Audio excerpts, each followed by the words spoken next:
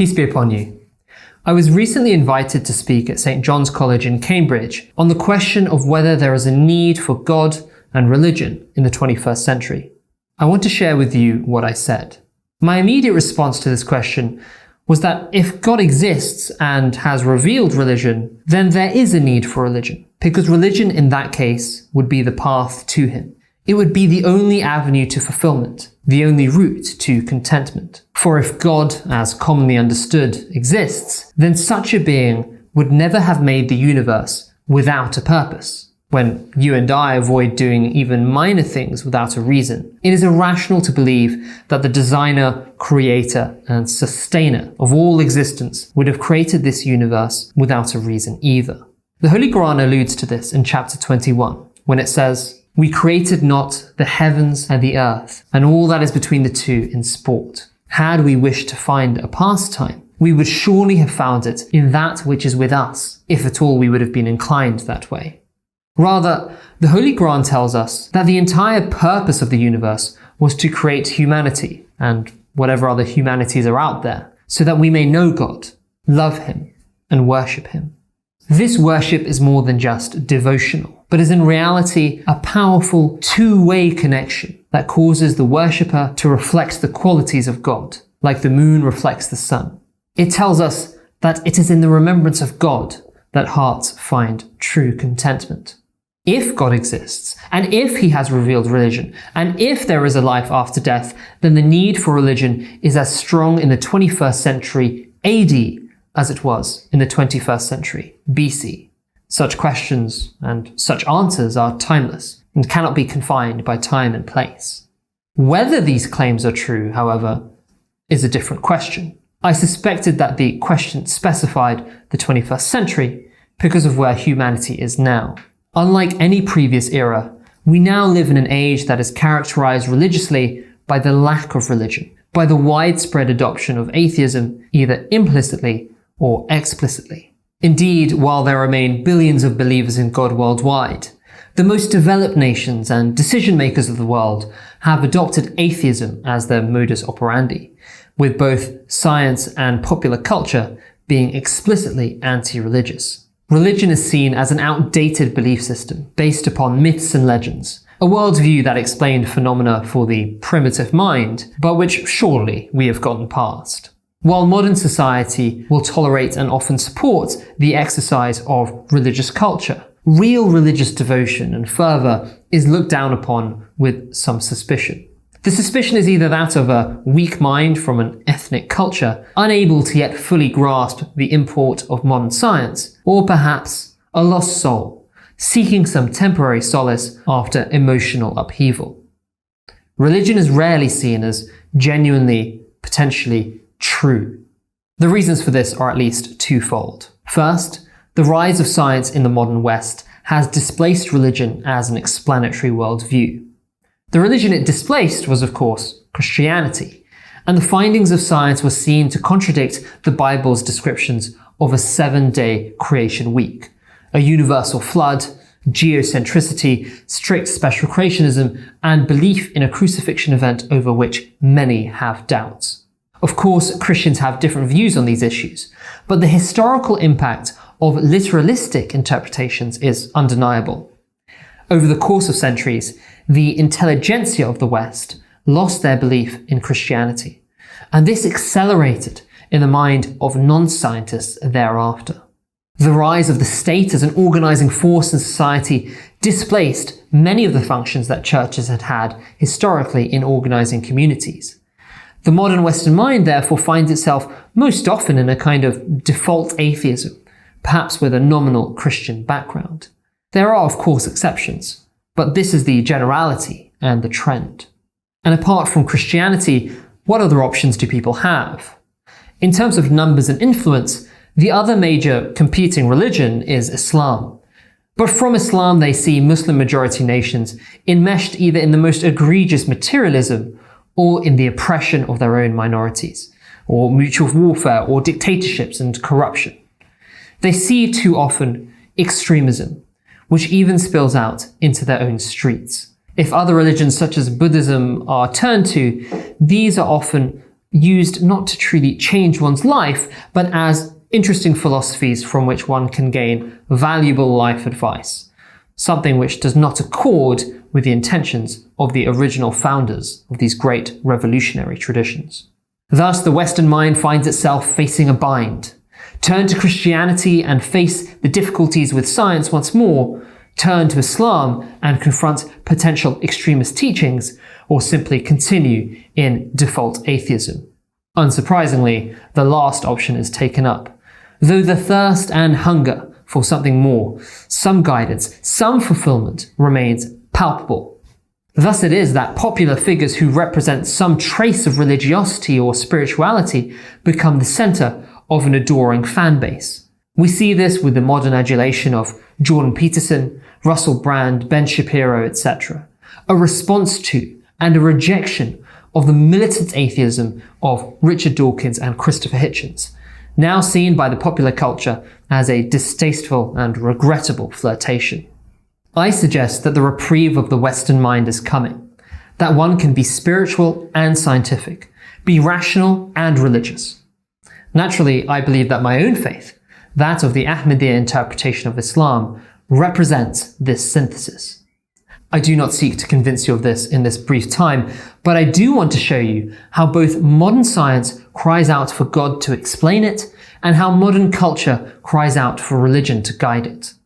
150 years ago, the scientific consensus was clear. The universe was eternal. It had always existed. It was mechanical, with the laws of nature being followed like clockwork. Strict determinism ruled the day, and Darwinism could probably explain all biodiversity.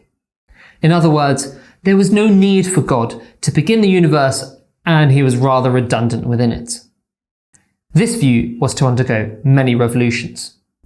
The most significant among them was that of the Big Bang revolution. Einstein's general relativity equations implied that the universe was expanding like a balloon. The Belgian Catholic priest, Georges Lemaitre, wound back the clock and realized that there had to be a beginning, a primeval atom. This in time became the Big Bang theory, which implies a beginning to the universe, a first moment, prior to which it did not exist. Meanwhile, the strict determinism of yesteryear came crashing down with quantum mechanics. Whereas free will really was impossible in a deterministic universe, the flexibility of quantum mechanics gives a scientific basis to say that the universe's destiny is not laid out in all its fine details. As the decades rolled on, we discovered that the universe is finely tuned.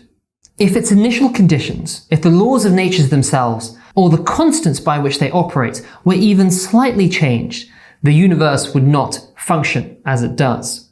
If gravity was made more or less powerful, the universe would either expand too quickly or collapse in on itself. If different forces were changed, you would not have the development of the heavier elements, the periodic table, the formation of solar systems and planets, and you would not have the chemistry you need to get biology. Life cannot emerge from hydrogen and helium alone. It seems therefore that the universe is specially set up to create a universe that would be able to produce life. It's a house of cards, and with one wrong move at the fundamental level, the whole thing would come crashing down. Many physicists have tried to solve this with a multiverse, which just pushes the problem up one further level. Who designed the multiverse to produce a universe like ours? What all this indicates is the presence of a mind who designed the universe, a mind that values life, a living, conscious, and intelligent mind. Starting to sound a little like God, right? But let's turn to within the universe, where we trace our lineages down to some primordial set of cells. While Darwin imagined that life could emerge quite easily in some warm little pond, it turns out that the emergence of a cell with DNA and RNA code remains an incredible mystery. The DNA code is essentially like a language. The words have to be spelt in a specific way for it to make sense, for it to produce amino acids that fold into proteins. And there needs to be a simultaneous translational machinery for the whole thing to function.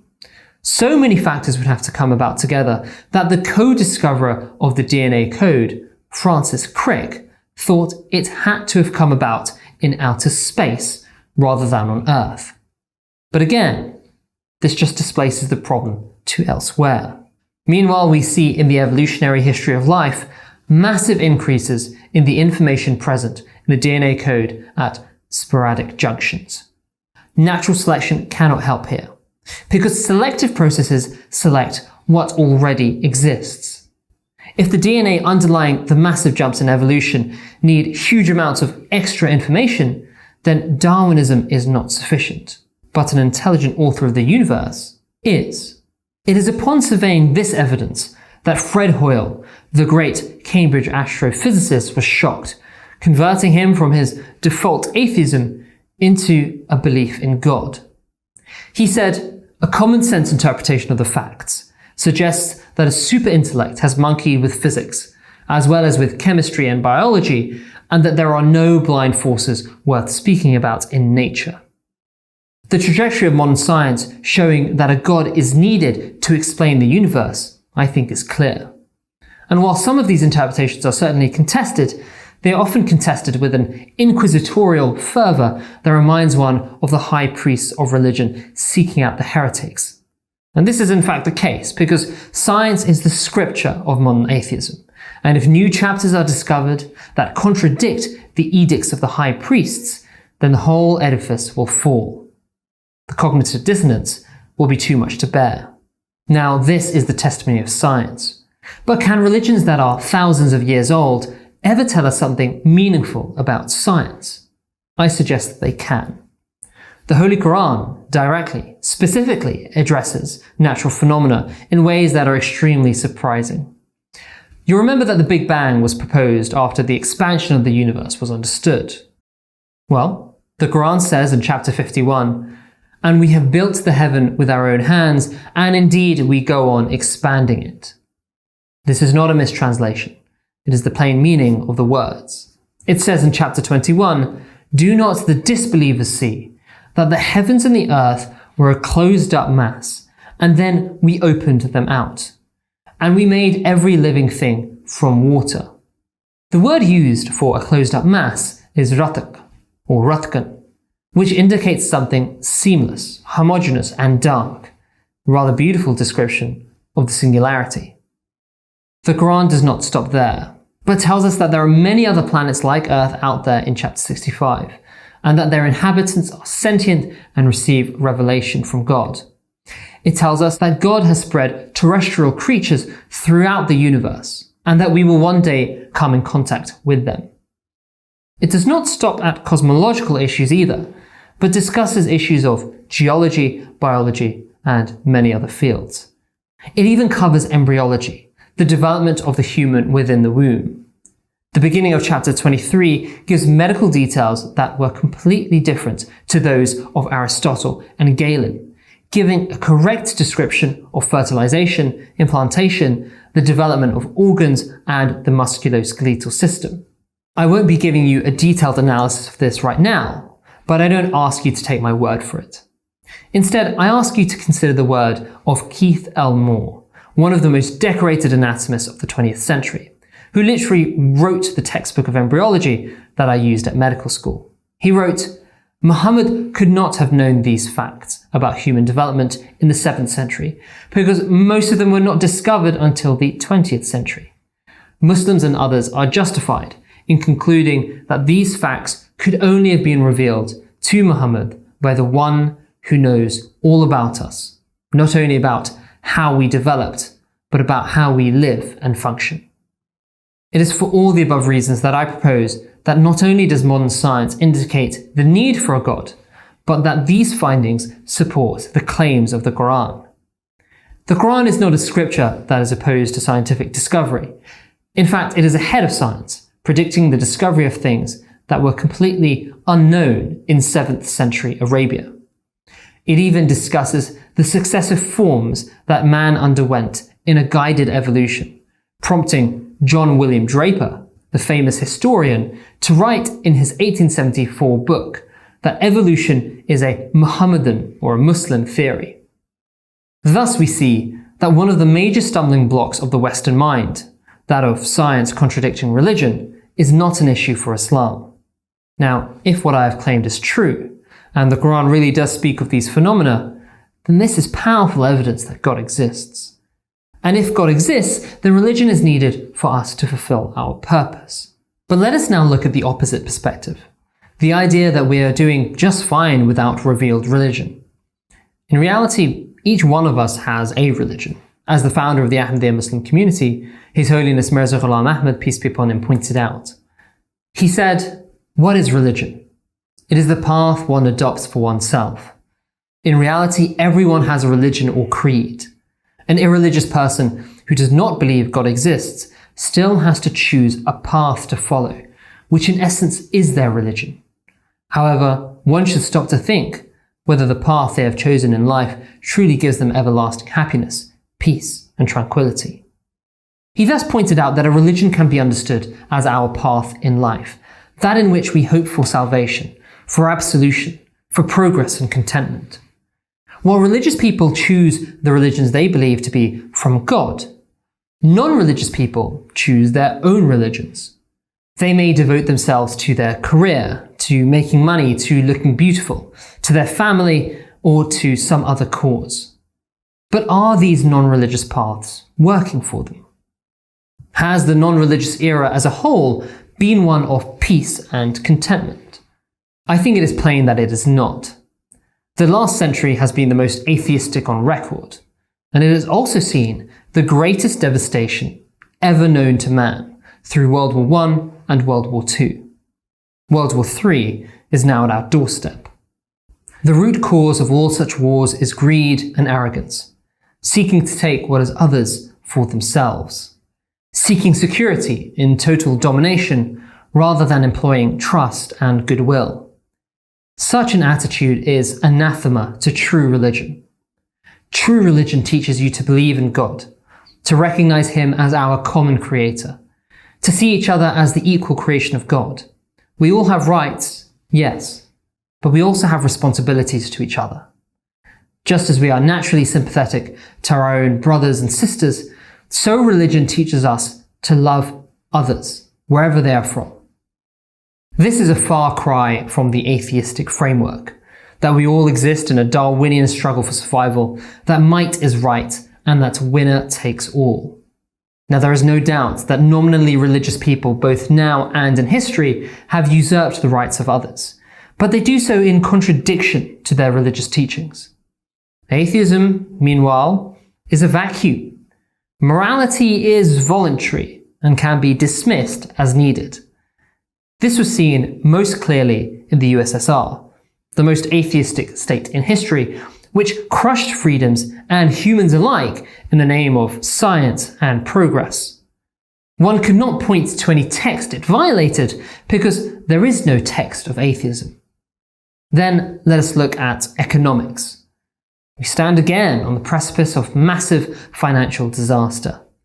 Even when capitalism was working well, it based itself on slave labor, the extermination of indigenous peoples, and the ongoing exploitation of the global south. Islam condemns all such actions. It also condemns the proliferation of interest. It is now forgotten, but it took hundreds of years of lobbying from bankers and their allies in the West to allow interest 500 years ago. It was forbidden in Judaism, Christianity, and Islam.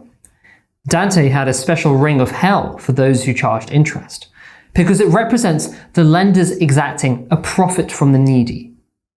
It therefore inherently creates inequalities, leading to a gradual reduction in spending power and periodic collapses that we call recessions. The fiat money system depends upon this foundation. It is just one branch of the tree of interest. But the Quran condemns interest, saying that the system that arises from it is one driven by insanity. Instead, it advocates a marginal wealth tax in zakat, money which goes to the poor in society, something gaining favor in some political circles these days. It gives extensive guidance on how to create a fair monetary system and how to have fair markets. If man-made laws and systems are failing us, Should we not look to those of God? When we look at the more local level, the need for religion becomes even more apparent. Religion gives us moral guidelines. It gives you a code of conduct, guidance on how to live your life. Modern culture has adopted the religion of unlimited freedom. Any instinct, no matter how base, must be acted upon immediately. Drinking and taking drugs are normalized, with the massive amount of social trauma they cause hidden away in police stations and psychiatry wards. Meanwhile, we have demonized traditional marriages that allow a physical relationship to take place only after marriage, that prioritize creating a safe and stable home for children, with both parents sacrificing for the family good. Instead, we have championed an individualistic dating culture that leads to shallow physical relationships, widespread infidelity, and poor long-term prospects. The immense heartbreak and personal upheaval this causes is widely experienced but little discussed.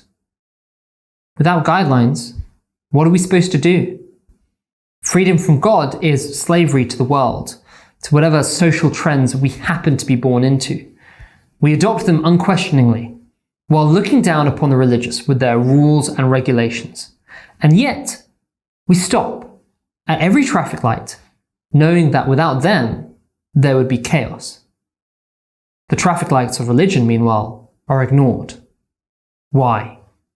Because we are free. Free to hurt. Free to wander in pain, without guidance and without purpose. Indeed, it is this lack of purpose that is perhaps the most pernicious result of atheism. You see, at the heart of atheism, there is a gnawing question. What is the point? What is the point of life? Why do we endure all this suffering if we're here merely as the accidental byproduct of an accidental universe? How do we make sense of this world? Why get up every morning just to die one day in our beds? But we prefer to bury these questions, distracting ourselves with routine and activity, just toys to play with while the clock ticks down. We are then surprised when the hopelessness that atheism breeds manifests in depression and anxiety, and we treat it with medication, as if that can nullify the effects of our entire culture. But the question is valid. What is the point? Under atheism, there is no point. Now, the good news is that we know this is false. We look around and we see a world clearly filled with purpose. We see, among the bad, so much good in each other. We know there has to be a reason for it all. It can't all be an accident. There must be an answer to this question, what our purpose is.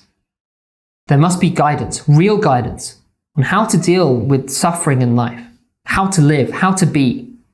I suggest we need to take another look at religion. Religion is the only answer to these questions because it is the only worldview that tells us that there really is a higher purpose for us, that guidance exists. For me, Islam represents a rational religion, an opportunity to be both spiritual and scientific. It gives Muslims like me guidance on everything, from the highest levels of international law to the most subtle nuances of human morality. I believe too that the Western mind must reject atheism. It must reject this religion of unlimited freedom that chains you to a million worldly burdens, and instead look towards the path laid out for us by God. For if salvation exists, it is only in this that we will find it. Thank you.